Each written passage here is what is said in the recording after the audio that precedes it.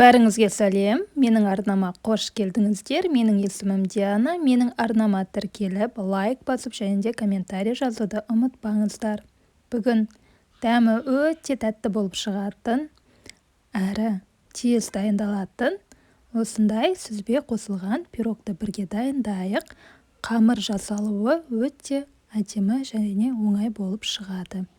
Ал соңына дейін болайық. Ал ең алдымен қамырынан бастайық. Жеке осындай кішкентай ыдысқа жұмыртқа мен қантты салып, жақсылап тұрып араластырып аламыз. Бізде қантымыз еруі керек. Ал енді басқа таза және де үлкендеу ыдысымызға ұнымызды електен өткізіп аламыз. Оған ас қопсытқышын қосамыз және де жаңа ғана тоңазытқыштан шыққан сары майымызды саламыз және де қолымыздың көмегімен ұнымыз бен майымызды араластырамыз. Бізде осындай үгілмелі қамыр шығуы керек. Тым қатты көп араластырмаңыздар. Біздің майымыз қатты еріп кетпеуі керек. Осындай масса болса болғаны.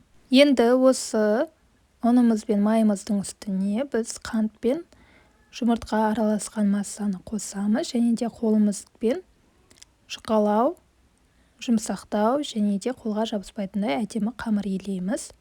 Қамырымыз иленген соң осылай салафанға салып қоямыз 15-20 минутқа. Ал енді оған дейін біз салмамызды дайындайық. Менде бұл жерде сүзбе, менде үй жағдайында жасалған сүзбе. Оны ең алдымен електен өткізіп алдым. Егер блендердің көмегімен өткізетін болсаңыздар, біздің пирогымыз тым сұйық болып кетеді салмасы.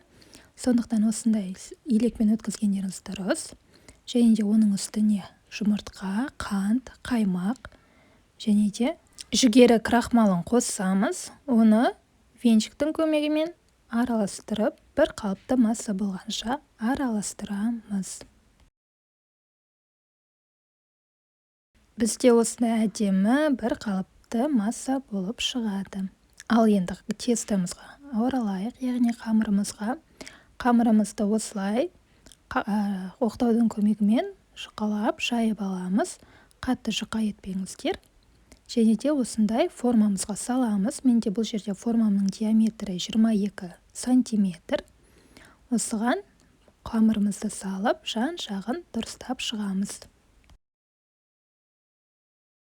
Ал енді жиектерін дұрыстап, қамыр жетпеген жерлеріне артық қамырларды салып, осылай шанышқының көмегімен тесіп шығамыз.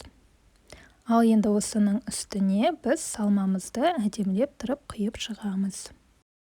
Әсемдік үшін мен осындай мұздатқышта сақталған құлпынайларды кесіп салдым.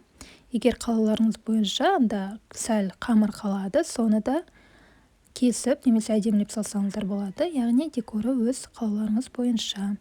Енді осы пирогты қызып тұрған 180 градуста 30-35 минуттай пісіріп аламыз. Яғни өз пештеріңізге байланысты. Піскеннен кейін духовканың есігін бірден ашпаңыздар. Сәл сөндіріп, суығанын күтіңіз.